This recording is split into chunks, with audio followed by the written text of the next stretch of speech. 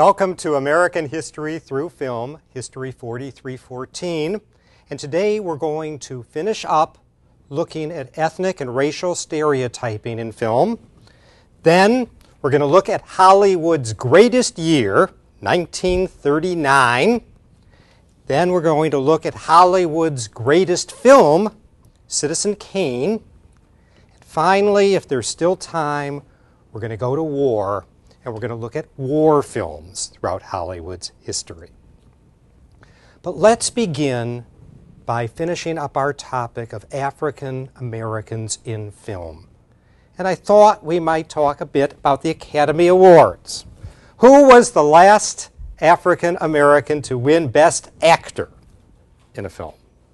Yes? I'll just guess Sidney Poitier. Absolutely right. And do you have any idea when that might have been? Late 60s? 1963.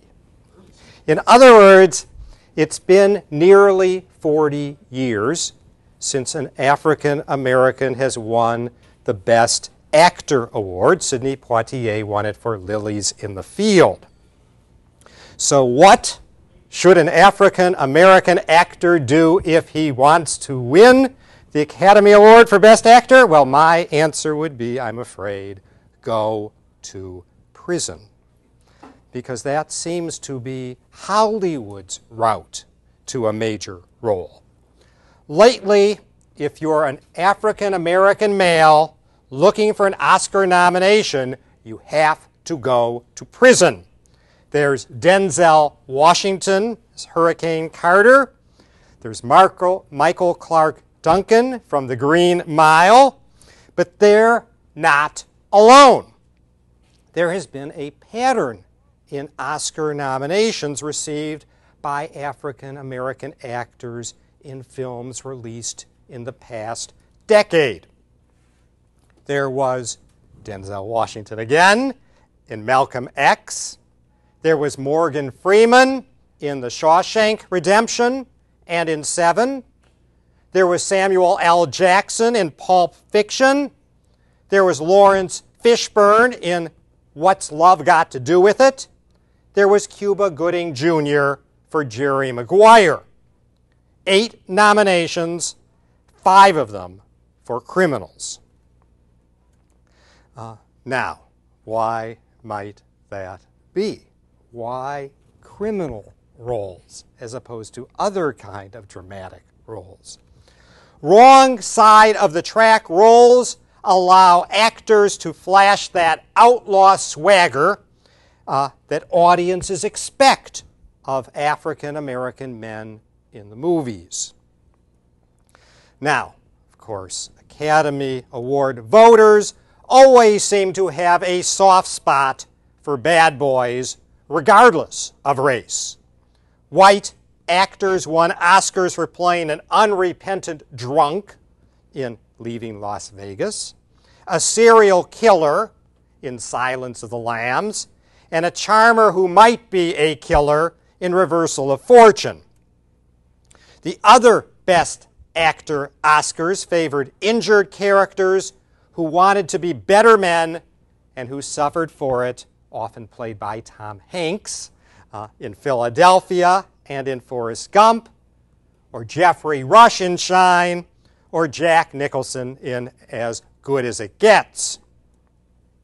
But don't miss any sleep waiting to see the second black woman pick up a Best Actress Oscar, because the first has yet to arrive even as we enter a new century. The 1990s saw only one African American woman, Angela Bassett, earn a Best Actress nomination. And the only black woman to win an Oscar for a 90s movie was Whoopi Goldberg in Ghost. It is a remarkable record of neglect. It is a remarkable record that I think forces us to take a look back at history and try to understand why that is. Last class, we looked at how African Americans were represented by others by white filmmakers. And today we're going to look at how African Americans represented themselves in films prior to the era of integration. As I ended our last class, let me begin this one by saying that the movies present us with a difficult and perplexing paradox, and that is this: under segregation, African Americans were able to shape their own image in the movies. But under integration, the African American image has largely been shaped by whites. Still, I should note that when there was a separate black cinema in the United States, most of the film companies were financed by whites, and they were shown in white-owned theaters. Nevertheless, there was a separate system of distribution and exhibition of African American movies. By 1929, there were 461 movie theaters that aimed at exclusively black audiences. Such large cities as Albany, Butte, Montana, Boston, Denver, Des Moines, Portland, Pittsburgh, Seattle, Salt Lake City had no black theaters. New York City had just 10. But paradoxically, under segregation, black filmmakers were able to shape their own images in ways that has not proven to be the case under integration. And there are scarcely any African American women behind the camera even today. So what is the situation now? Number one, white directors tend to avoid African American subject matter. The number of white directors who focus on the African American experience can clearly be summed up in one hand, and if you take away Steven Spielberg, maybe one finger. It's remarkable how much avoidance there is of African American subject matter by white directors. Second, films about African American life tend to be dominated by comic or negative or sensationalistic images.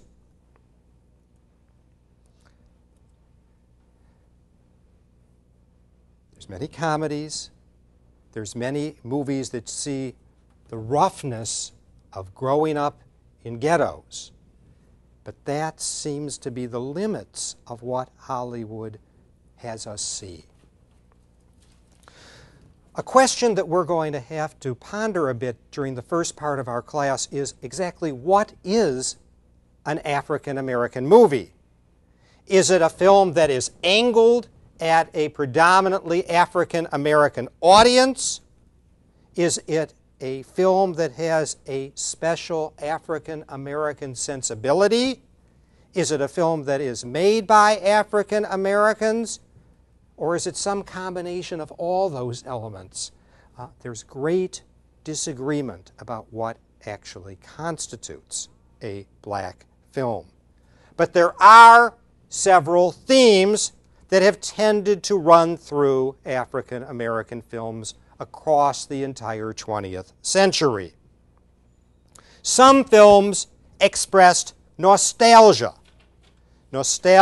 for a rural past that vanished in the post-World War II era.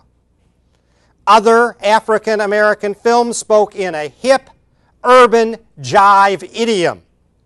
Films like Oscar Michaud's Swing or Bessie Smith's St. Louis Blues. Still, other black movies have provided a voice of advocacy, such as The Colored Player's Scar of Shame, 1927, which criticized a system of castes based on color within the African American community. Some other African American films have celebrated small victories, like Michael Romer's Nothing But a Man. The lead actor who will fix flat tires for a living, but knows he will never take on the stereotypical role of picking other people's cotton. This theme is echoed in Ivan Dixon's The Spook Who Sat by the Door, in which a cabal of black heroes joyously mounts an all but hopeless black insurrection. Often, a black movie provides an anatomy of African American cultural life, a glossary of style, of language, politics, like Michael Schultz's Car Wash back in the 1970s. Sometimes a so-called crossover movie finds an audience on both sides of the racial divide by drawing on black cultural traits that speak to both black and white audiences. One example was a 1929 film called Hallelujah. It used the metaphor of a railroad train going to hell in order to combine a sense of piety with an almost erotic sensibility. In much the same way, Spike Lee's Do the Right Thing, you may have seen it back in 1989, drew a crossover audience into a dramatic debate over what indeed the right thing is. Sometimes a black-angled movie succeeds as a crossover because it mingles cultural styles.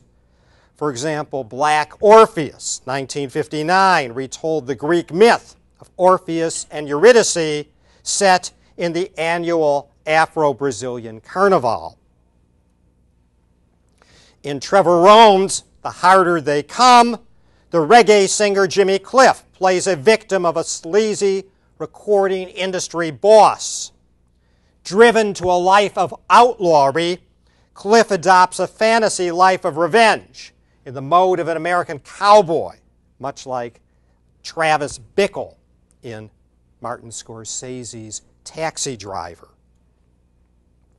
And in any Paul Robeson film or Josephine Baker film of the 1930s, the theme involves a poignant outreach across racial cultures.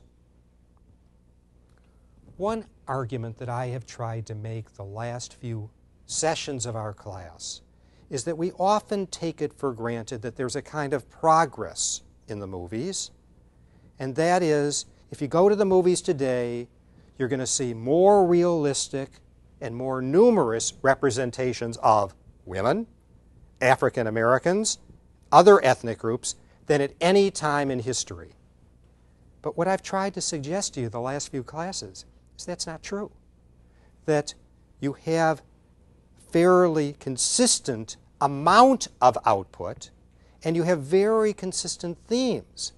If anything, we live in a time where there may be fewer options, fewer examples of realistic and dramatic behavior than in the past. Cuts against our general assumption of progress. In any case, African American movies, whether so-called race movies made for a black audience or crossovers for a wider reach, arise from the distinctive conditions of African American life and history that surely influence the imagery and voice of any black film. African American images first appeared on the screen at the very beginning of movies. In 1898, only months after the first theatrical projection of moving images. At first, these images were benign in their effect. The first film showed black soldiers embarking for the Spanish-American War, where they were going to fight Cubans or later Indians in these early glimpses of black characters. Then in 1903, a 14-minute version of Uncle Tom's Cabin appeared. They don't seem to show it in English classes these days as a summary. Thereafter, as editing for narrative effect improved, black figures fell more and more in line with racial stereotypes of the day. They typically appeared as chicken thieves, as preachers, and other caricatures.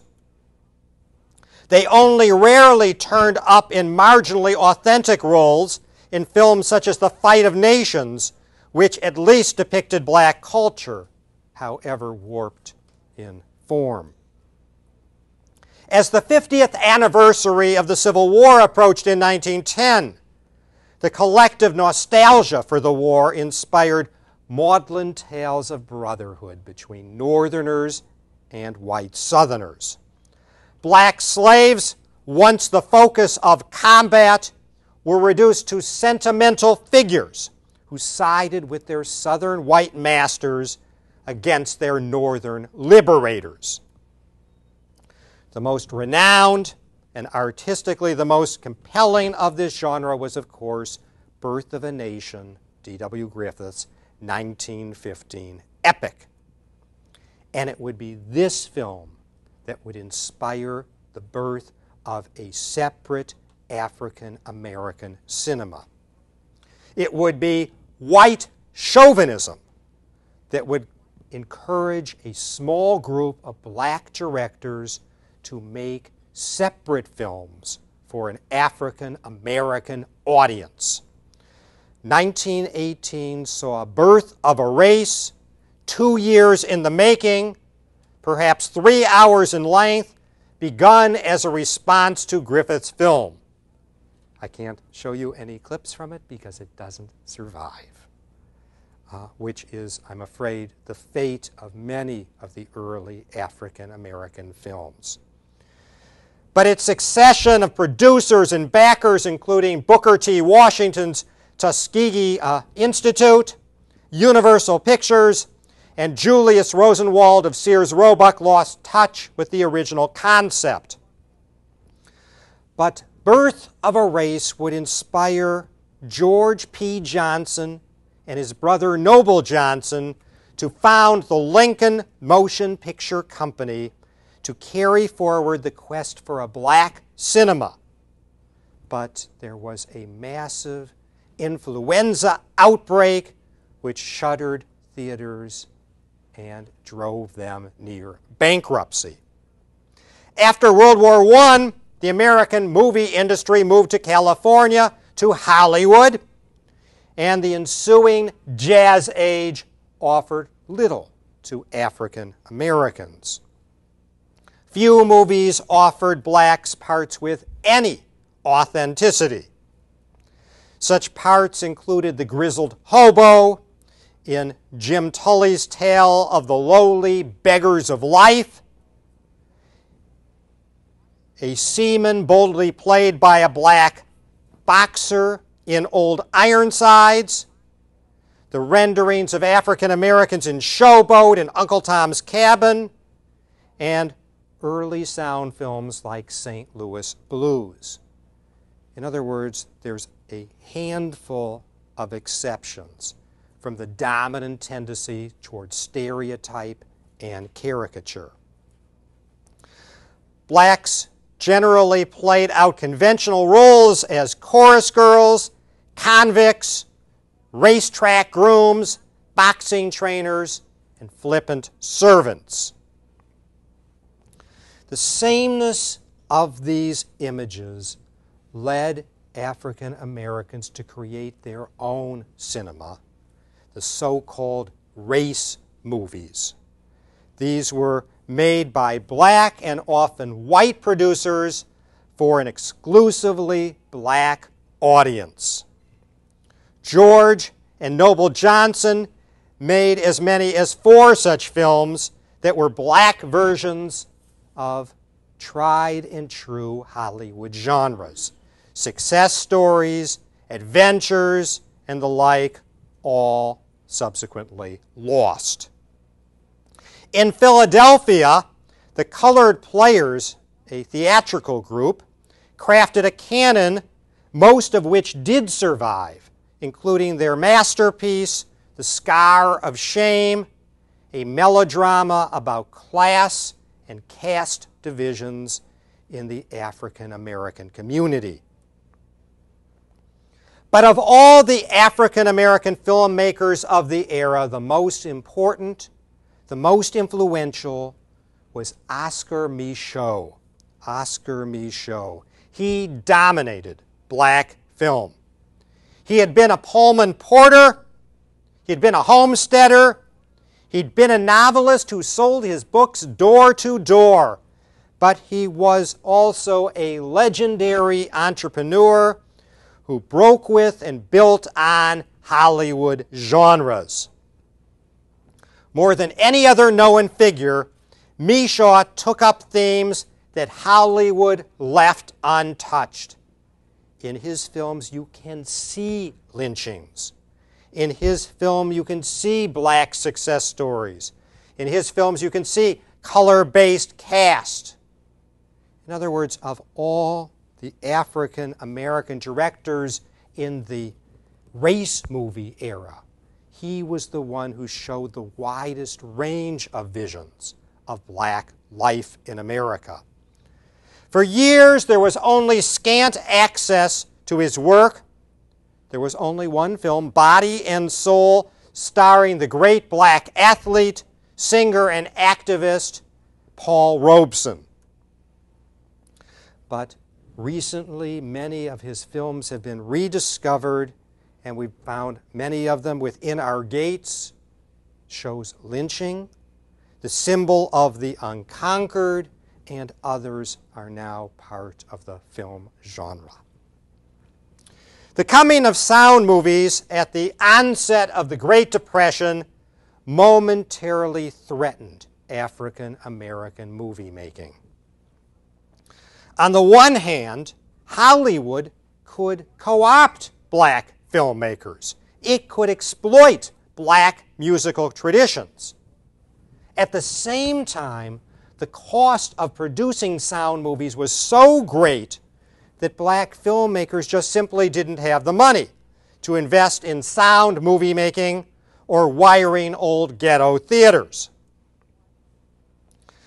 So, fortified by sound, white filmmakers in the early sound era acted with unaccustomed boldness. They made several short films that dealt with the color line: St. Louis Blues, Duke Ellington's Black and Tan Fantasy, and his allegorical Symphony in Black, Jimmy Mordecai's fable Black Migration from the South to the North, Yamacraw. So there was a moment of experimentation, but that moment would prove fleeting. MGM's Hallelujah, Fox's Hearts in Dixie focused on the tensions of black migration and devoted rare attention to the details of African American life. But soon, Hollywood returned to its profit-driven caution. Thereafter, black Americans waited for small favors, little parts, often offensive parts, but the only parts that African Americans could get in Hollywood films, like Paul Robeson playing Joe in the remake of Showboat, or Clarence Muse playing a rebellious slave in So Red the Rose, or Clarence Brooke playing a Haitian doctor in John Ford's Aerosmith, and then Hattie McDaniel playing African American servants in film after film, from Alice Adams in 1933 to Gone with the Wind in 1939. Other nods at the realities of African American life included a drama based on a Fannie Hurst novel on passing for white, Imitation of Life. We saw a glimpse of that, and a sprinkling of black proletarians among the outcasts in depression-ridden America. And so, with blacks clearly sidelined in Hollywood, it would be up to a separate cinema of race movies to fill the void. And this time, these films would be produced not just by black producers, but in many cases by white producers. Race films tended to imitate the dominant Hollywood genres. Race films were gangster films, or westerns, or musicals. They looked like Hollywood films, but with black actors. At the height of this movement from 1937 to 1940, gangster movies linked poverty with the incidence of crime, and they celebrated black aspirations. Ralph Cooper's I Am Guilty obliged a black physician to choose between patching up a crook or ministering to the sick, and dilemmas like that would run through many race films of the 1930s, early 1940s. And then came the war and the end of the race film. With the onset of World War II, at a moment when American propaganda embraced brotherhood, tolerance, and equality as war aims, makers of race films slipped from view. There was a shortage of film stock, and the first to lose out were the African American movie makers. Yet black activists and the government together pressed Hollywood to address racial injustice. The Black Railway Porters Union, led by A. Philip Randolph, threatened to march on Washington unless the government granted equality of opportunity in the war industry. The National Association for the Advancement of Colored People held its convention in Los Angeles. The NAACP wanted to lobby Hollywood for better roles for African Americans.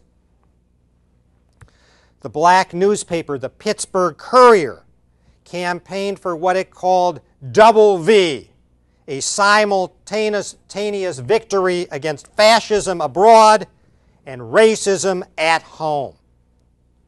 In the face of this pressure, for the first time, the federal government began to lobby Hollywood to improve the depiction of African Americans. Late in the war, the government commissioned or inspired civilian films on black soldiers and on the theme of equality in race relations. Some of these films include Don't Be a Sucker, It Happened in Springfield, and Frank Sinatra's The House I Live In, which won an Oscar in 1947. That's a time when most of you have never heard of, when Old Blue Eyes, Frank Sinatra, was actually pink. That is, he was a leftist at that time. The studios joined the ranks, partly at the urging of the U.S. Office of War Information. And so it's interesting, if you look at war movies of the 1940s, the troops are integrated. That wasn't true in the real war. In the real war, there were segregation until 1948. But if you watched the movies, you would have assumed that black troops were integrated with white troops. Among works with integrated casts were Baton in 1943, Crash Dive, also in 1943, and Sahara, also in 1943. Movies set in civilian life that showed African Americans integrated with whites included Since You Went Away in 1944 and Alfred Hitchcock's Lifeboat, 1943. If you know that film, it takes place entirely inside a lifeboat. It is just remarkable how Hitchcock can make that interesting for 2 hours. In the spring of 1949, shortly after the end of World War II, at least 3 movies dealt with racial issues. MGM's movie version of William Faulkner's Intruder in the Dust made racism an issue of conscience, not simply an issue of politics. Lost Boundaries came from a Reader's Digest report on passing for white in a Vermont village. And boldly for the Times, Pinky was another story about passing for white. Then came the age of Sidney Poitier. For 20 years, African Americans in film meant one African American in film. It meant Sidney Poitier. His debut occurred in Darryl Zanuck's No Way Out in 1950, and scores of Hollywood films emerged, each with an obligatory scene, sequence, or subplot involving a small, often painfully obvious victory over racism. Indeed, Poitier would win an Oscar for his Christ-like savior of a group of nuns in Lilies of the Field, but his career would reach its climax with Guess Who's Coming to Dinner, 1968, when he was the one coming to dinner. As if warning of the ominous price to pay for not following the liberal path to racial harmony, Harry Belafonte's Odds Against Tomorrow closed with a scene in which 2 prejudiced bank robbers, one black, one white, blow themselves to bits rather than team up to pull off a job. But in fact, during the heyday of the civil rights movement, from the late 50s through the 1960s, extremely few films dealt with race at all. In the fantasy life of white Americans, with the exception of Sidney Poitier, African Americans simply are not visible on the silver screen. During the 1960s, with the full flowering of the civil rights movement, a handful of movies began to take on a harsher, more politically demanding edge. At first from abroad, later from outside the major studios, these films would challenge the simplistic optimism of the Poitier genre. First came Costa Gavras's The Battle of Algiers, 1966. To many black militants, this film seemed to be a textbook for direct, violent action. Leroy Jones, later known as Amiri Baraka, spoke of the movie version of his short play Dutchman as a revolutionary revelation. So a handful of movies expressed greater militance, but they came from outside of Hollywood. But there were a few Hollywood movies that did present a more hardened view. There was a film version of To Kill a Mockingbird, 1962, which ends with the death of its black protagonist. By way of contrast, most movies were more like Martin Ritt's Sounder, a very pastoral film about black life, or Gordon Parks' autobiographical The Learning Tree. These films are almost childlike in how remote they are from the violence that was ripping American society apart at the seams.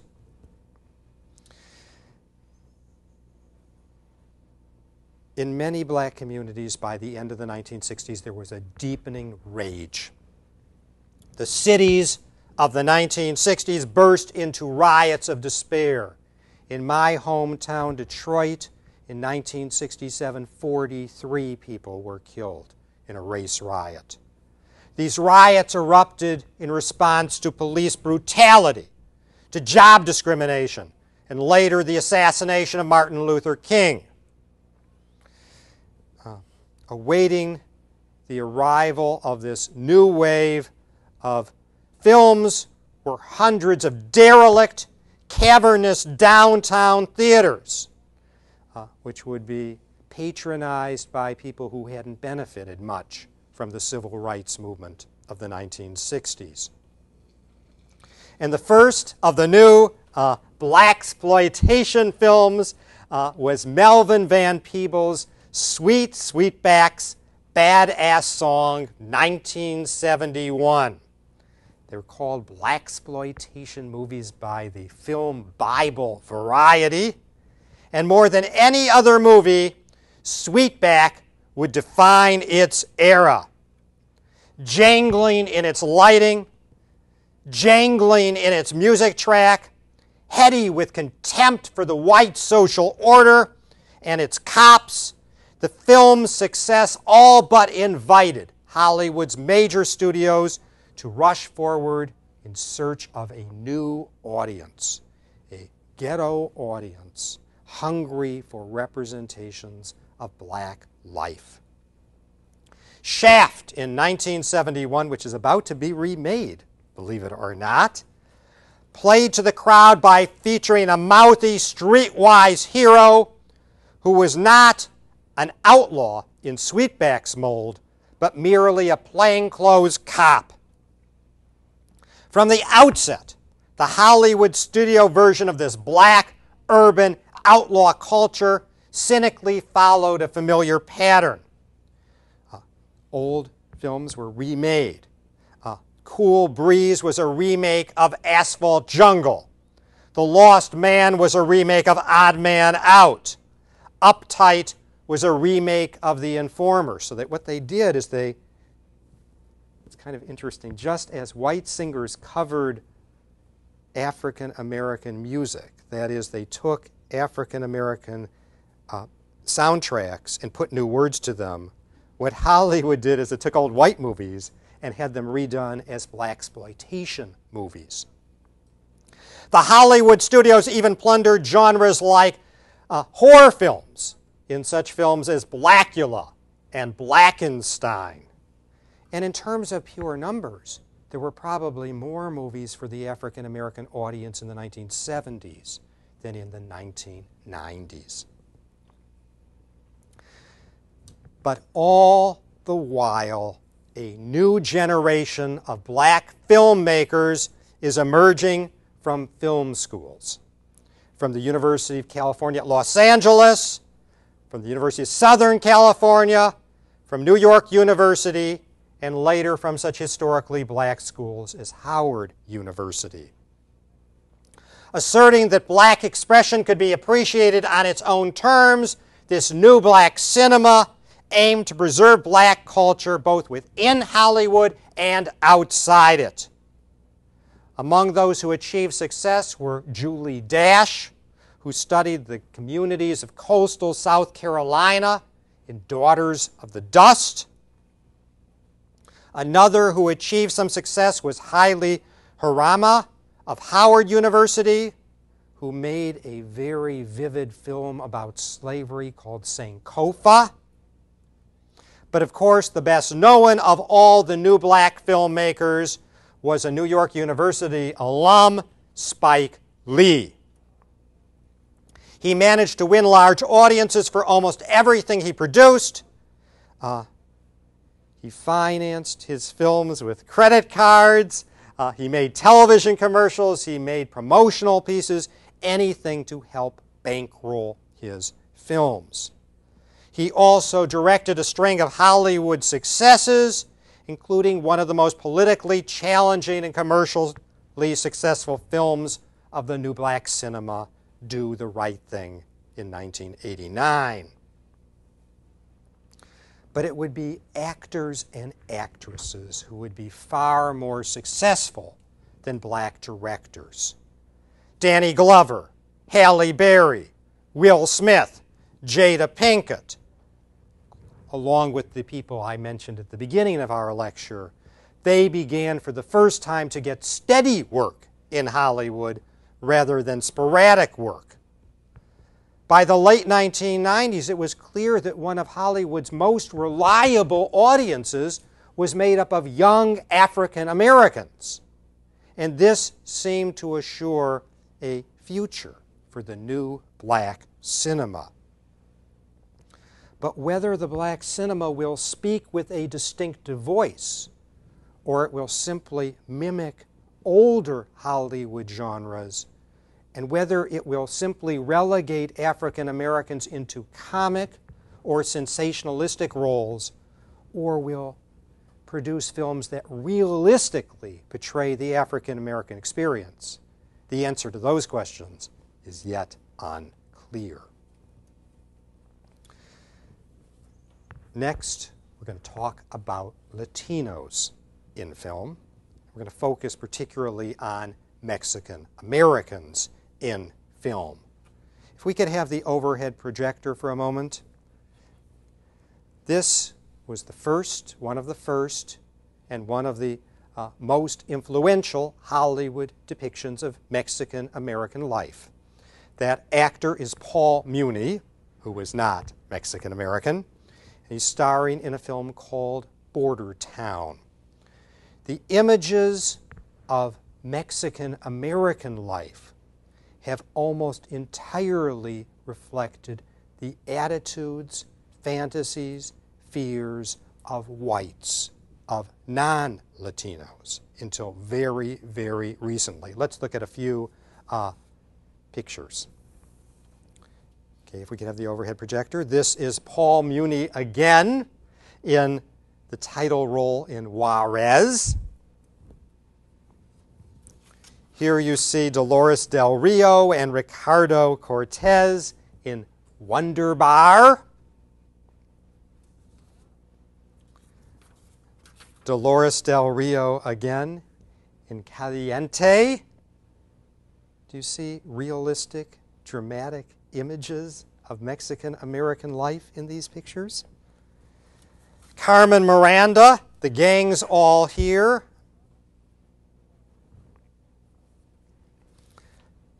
Carmen Miranda impersonated by Betty Grable in Down Argentine Way. Another impersonator in Winged Victory.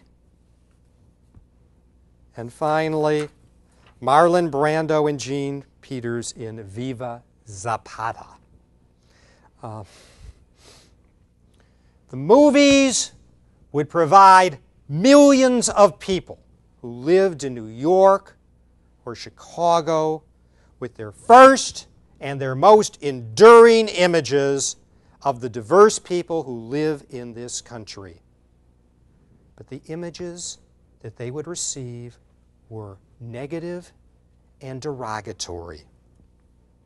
The earliest images of Mexican Americans on the screen emphasized violence, murder, plunder, rape, and gambling.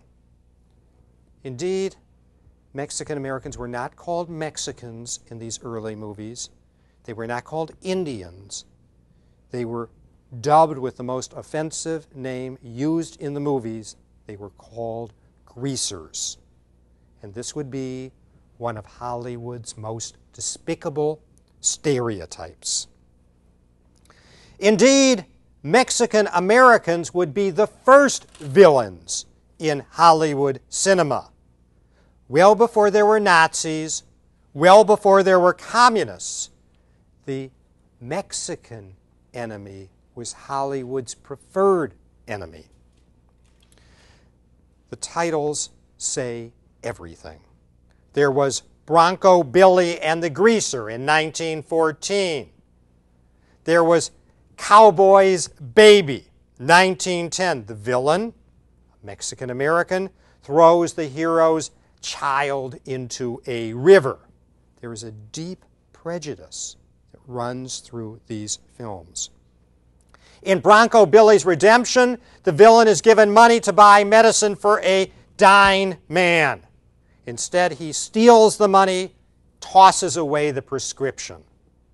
In other words, these Mexican-American villains in early film act in more heartless, conscienceless ways than any other villain shown on the screen.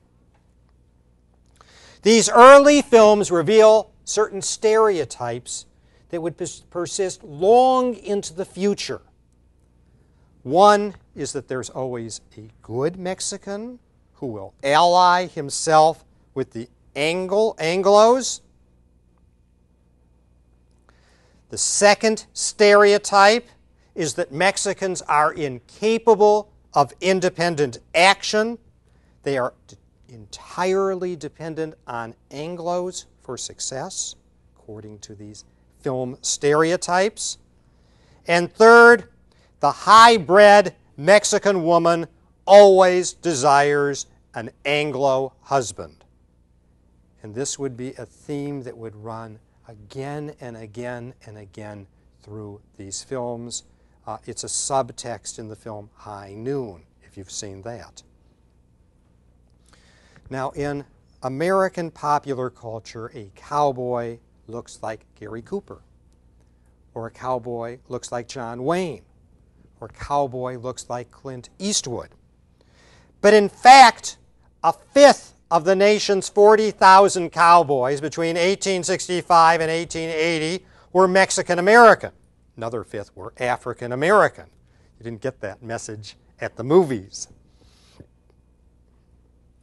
Much more than mere entertainment. Popular culture is an educator. It teaches audiences about groups that they have no personal contact with.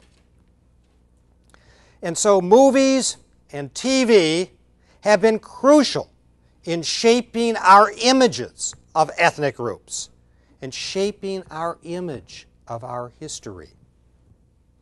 Because popular culture works through visual shorthands, it always produces stereotypes. And so for many Americans who didn't know Mexican Americans, everything they knew, they learned at the movies. And these images tended to degrade Mexican Americans and to undermine cultural pride. Now, in recent years, Mexican Americans have become much more active in shaping their own image, but even now, I think you'll see that the messages that are sent tend to be quite ambiguous. Especially influential now are writers like Sandra Cisneros and Richard Rodriguez, film directors like Gregory Nava and Luis Valdez. But for more than a century, the Spanish language and Mexican culture were regarded as badges of separateness and of inferiority. And so what I want to do now is to look at distorted images of Mexican Americans in American popular film. What were those images? Well, there was the bandit, the bandito. There was the thief. There was the dashing caballero. There was the mustachioed revolutionary. There was the sombrero-hatted peasant. There was the sultry temptress. There was the woman in the cantina with the flower over her ear. These have been the recurrent images of Mexicans and Mexican Americans in American cinema.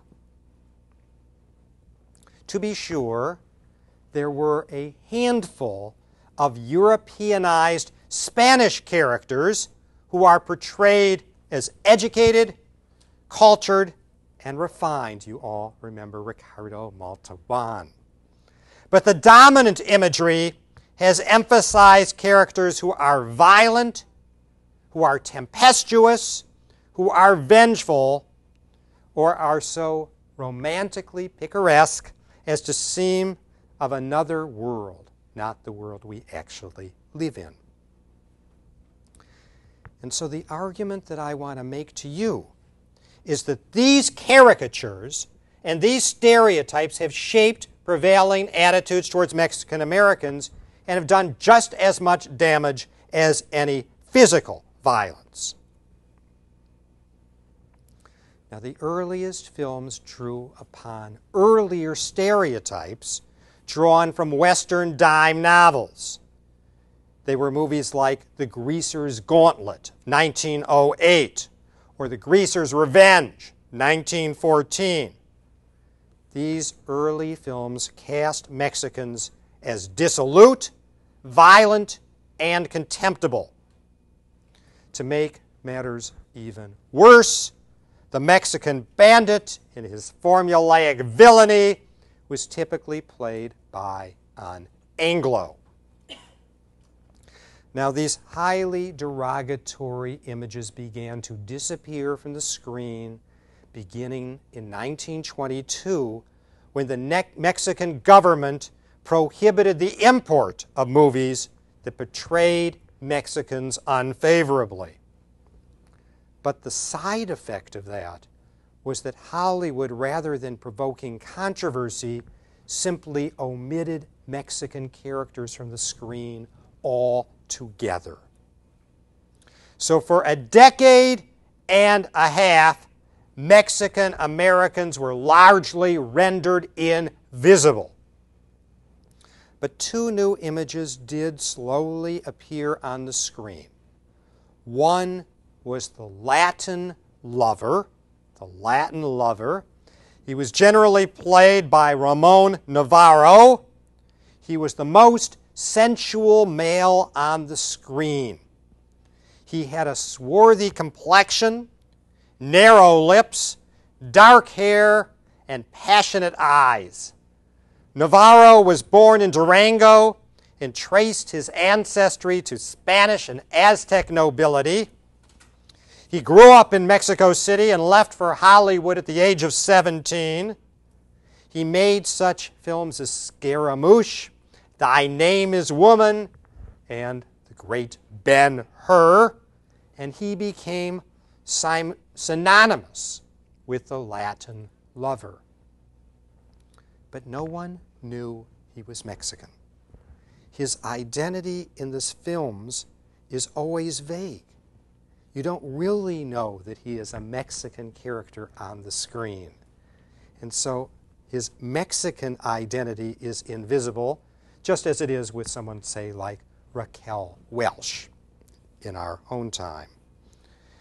He played as French, as Arab, as Spanish, even as Polynesian.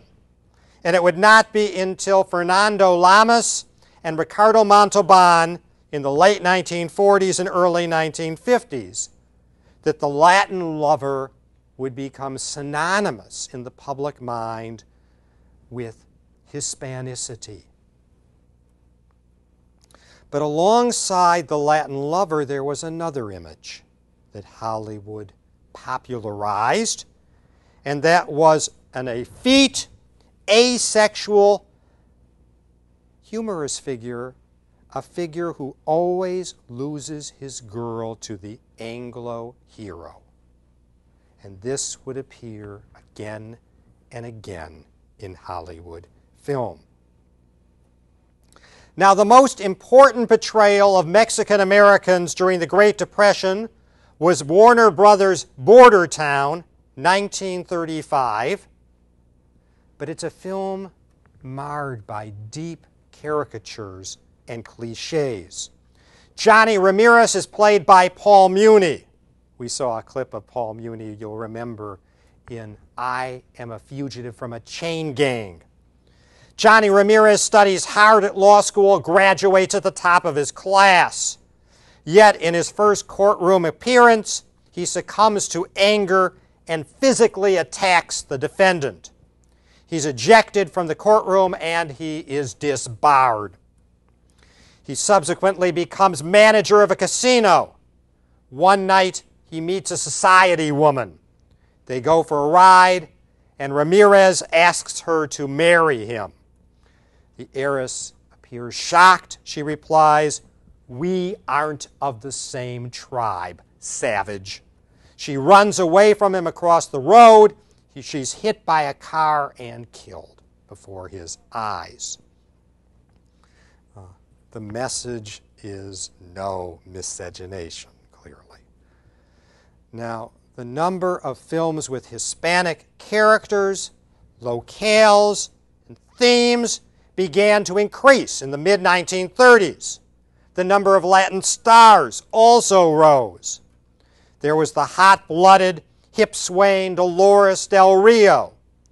There was the Mexican Spitfire, Lupe Velez, who appeared in such films as Hot Pepper and Strictly Dynamite. Then after 1939, the number of films with Latin stars increased very sharply. Such eminent leaders as Benito Juarez and Simón Bolívar were immortalized on film. Viewers delighted in Carmen Miranda, Desi Arnaz, Cesar Romero. Why do you think there was this sudden proliferation of movies about Latins in the late 30s? You had to explain this. How could you? What's going on in the world? Depression. Okay, the Depression, it's almost over. What's going on in the world in 1939? World War II. What difference would that make? Hollywood lost most of its European market. Its market now has to be Latin America, and Hollywood will respond. The federal government was very eager in 1939 to maintain hemispheric unity, and so it encouraged Hollywood to adopt its own good neighbor policy. At a time when European revenues were declining, Central and South America seemed to be Hollywood's most lucrative market. Then, after World War II, there was a brief cycle of social problem movies. There were movies that dealt with the plight of undocumented Mexican workers, like Border Incident and The Lawless. There were films that dealt with prejudice against Mexican Americans, like A Medal for Benny or The Trial. In The Trial, a Mexican American teenager is wrongfully accused of murdering an Anglo girl after making advances to her. Local anti-Mexican prejudice erupts. It leads to a near lynching. Communists attempt to exploit the situation by turning the trial into a cause célèbre. Their secret plan is to lose the trial so that the boy will become a martyr. So you could see how anti-communism and social problem films could be mixed together. During the 1960s and the 1970s, the more extreme caricatures of the past died a very slow death. Yet they remained, especially the association of Mexican-American characters with violence and brutality. This was especially evident in the spaghetti westerns of Sergio Leone and Sam Peckinpah. They revived the image of the Mexican or Mexican-American bandit. But of all the forms of mass culture that have spread cultural stereotypes, the most important have been cartoons, advertisement, and comedy. Not only do these shape young minds, but they teach young people to view stereotypes as humorous. The Frito Bandito, Speedy Gonzales, the television show Chico and the Man reinforced many cultural stereotypes. It would be the Chicano civil rights movement of the 1960s, 1970s that would bring these derogatory representations to public attention. They revealed how distorted these everyday images of Mexican Americans were. And so finally in the 1970s, you begin to see the first realistic, dramatic images of Mexican Americans in such films as The Ballad of Gregorio Cortez or in Zoot Suit.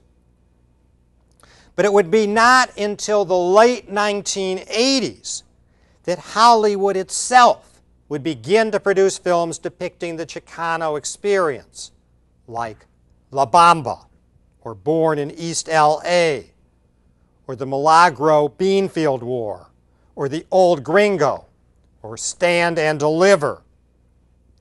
But the process of change has been exceedingly slow and exceedingly uneven.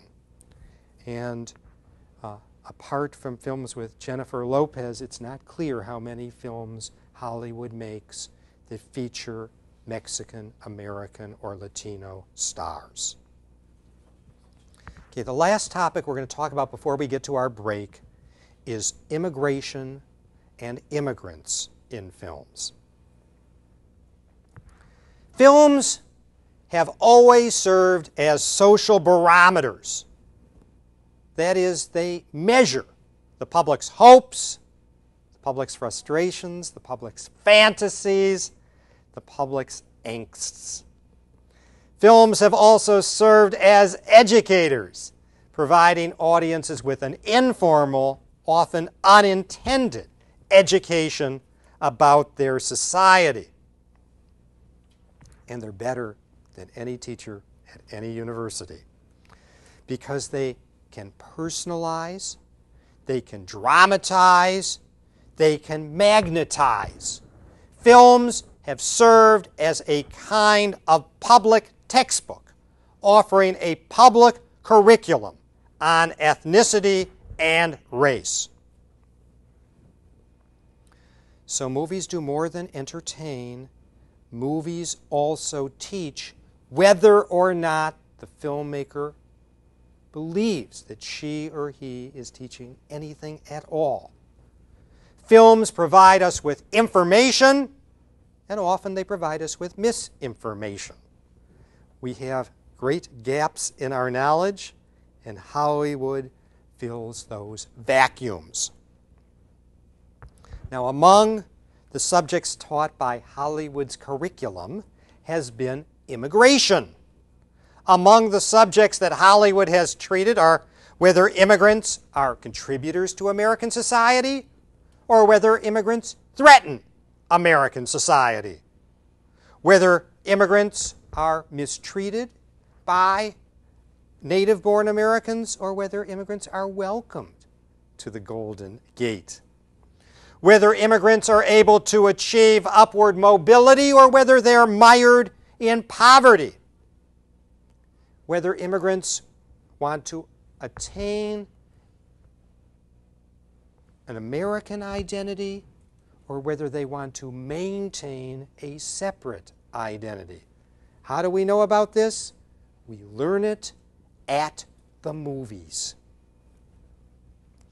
For more than a century, immigration has been one of Hollywood's favorite themes. In dozens and dozens of films, Hollywood has examined what it means to be uprooted, voluntarily or involuntarily, from one's homeland. And Hollywood has looked at how people adjust when they come to a new environment.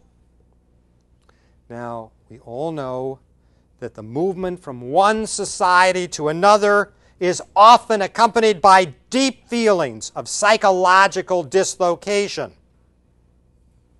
Migrants often experience an intense sense of loss at leaving their homeland, as well as the pangs of adapting to a new society.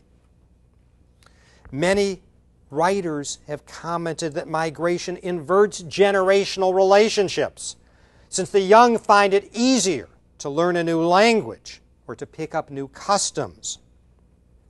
Often writers tell us that women adjust better than men to a new society, that they are better able to adapt to new circumstances.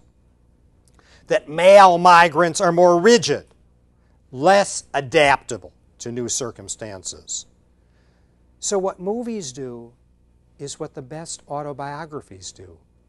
They allow us to analyze migration's human meaning. What does it mean to leave your homeland and to start over? What are the perils of the voyage?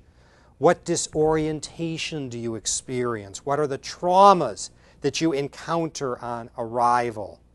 What are the problems you face in acculturating to a new society? What is it like, in short, to be a stranger in a strange land? So if you want to learn about the migration experience, I think we often go to the movies to see what it was like.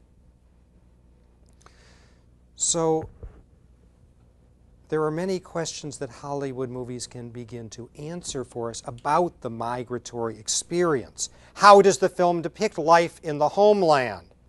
Is it suffering? Is it poverty? Or is it a more positive vision? Whether that homeland is Ireland or Italy or some other society, what kind of image does a movie give of that? Why do people decide to migrate? Is it a crisis that precipitates this decision, or is it the aspiration for a better life? Are people pushed, or are they pulled? Is it men who make the decision, or is it women who make the decision? What about the journey from the homeland to the new country? Is it harsh and disruptive, or is it as easy as getting on an airplane and flying across the ocean? What were the first months like in the new environment? What unfamiliar experiences does one go through? Does one feel a deep sense of disorientation? Are there incidents of discrimination that one encounters? And the New World always poses a challenge to the Old World. It challenges the immigrant's faith. It challenges the immigrant's morality. Challenges the immigrant's traditions, and often it challenges the immigrant's family ties. And so one of the questions that movies often deal with immigration is, can the immigrant maintain contact with relatives or old neighbors in the new environment? Do marriages persist in the new environment, or do they break apart under new strains? So immigration, as I've said, has long been a popular theme in American film. And that's not an accident, because films were born at the time of the greatest wave of immigration in American history. Immigrants, in turn, formed a large share of the movie's early audience. And many early films, including the first talkie, The Jazz Singer, dramatized and personalized the immigrant experience. And so if you look at these early films, you can learn a lot about what it must have been like to be an immigrant. And Hollywood probably got it pretty accurately because so much of its audience was made up of immigrants. But in general, Hollywood's depiction of immigrants was negative. It treated immigrants as culturally odd. It treated them as threatening, because Hollywood had a hidden agenda, an agenda that may well have been shared by many of the immigrants themselves, and that was to promote Americanization, to promote rapid assimilation, rapid acculturation. Classic is a Charlie Chaplin film of 1917 entitled The Immigrant. Chaplin's depicted as culturally bumbling, but also as one eager to adapt by trial and error. A 1914 film, The Italian, shows a Venetian gondolier seeking his fortune as a bootblack on New York's Lower East Side. It depicts both his dream-seeking and his victimization. His baby gets ill and dies as a result of the family's poverty. Then during World War I, the movies looked at the question of whether immigrants would be loyal Americans. During the war, there were hysterical revelations in the popular press about the strength of German language schools, of German churches, of German magazines, German organizations. There was a widespread view that this country had been too permissive about ethnic identity, too slow to force immigrants to Americanize. And so the German language press was shut down. German language organizations were closed. German foods were renamed so that you have Liberty cabbages instead of sauerkraut and the like. The largest ethnic group in the United States is German. And yet Germans are wholly invisible in the United States. More visible in Texas than most parts of the country. But for all practical purposes, German ethnicity is completely invisible. And that's really a product of this World War I era. States passed laws prohibiting the use of foreign languages in schools, and Hollywood joined in the campaign by making movies textbooks championing Americanization. Hollywood called for the complete de-foreignizing of immigrants. And according to Hollywood, there were two ways to become an American. You married someone outside your ethnic group, and you strove for the American dream. And the popular films of the 1920s emphasized the themes of assimilation and acculturation. There was a 1929 film, Abby's Irish Rose. It's about ethnic intermarriage. Abby's Jewish, Rose is Irish Catholic, and they marry. Other popular films, like The Jazz Singer, praise characters who overcome all the pressure from their family to maintain tradition. You're not supposed to follow your father's vocation, according to Hollywood. The movies also reveled in stories about immigrants who used industry and initiative to advance economically. So European immigrants are people who pull themselves up from their bootstraps and become American. But non-European immigrants are depicted as violent and lacking in impulse control. During the Great Depression, many movies celebrated immigrants' efforts to enter mainstream society and achieve material success. Indeed, the production code warned against the use of ethnic epithets or words offensive to ethnic minorities. It's interesting that the most influential immigrant film figure of the 1930s was the master sleuth and detective, the unflappable Charlie Chan. While heavily and rightfully criticized for its caricatures of Chinese Americans, the films actually became quite popular in China, where audiences saw Chan as the symbol of Chinese intellectualism, with the number one son typifying the negative impact of American cultural assimilation. So it's interesting how movies that can be seen as offensive here might be read a different way in a different environment. With the eruption of World War II, Hollywood taught immigrants that they should be willing to fight and die to defend their adoptive nation, even if this meant fighting against their ancestral nation. Hollywood called on people of all races, all religions, and all national origins to sacrifice for their country.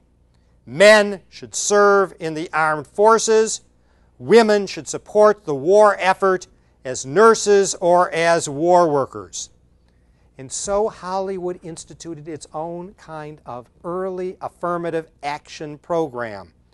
Each military unit, from infantrymen to nurses, from Bataan to So Proudly We Hail, contained an ethnic mosaic. There was always a Mancini, a Garcia, a Helgeson, a Rosenberg, an Ostrowski, an O'Connor, an Olopoulos fighting side by side.